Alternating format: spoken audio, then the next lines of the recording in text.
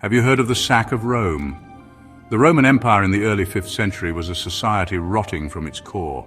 With its army stretched too far and barely able to protect its borders, it employed mercenaries to fill the gap.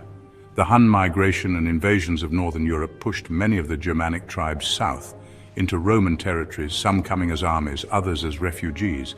The ones who came as refugees are treated badly. Many become the mercenaries that Rome employs to protect its borders.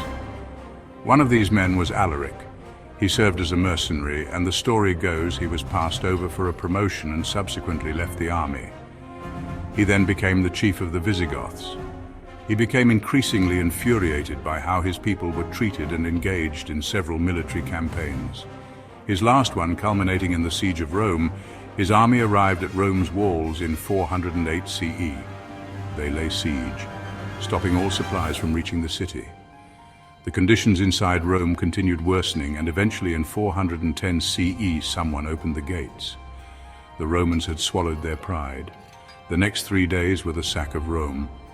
The Visigoths took everything of value, but eventually had to move on, because there was no food in the city and an army marches on its stomach.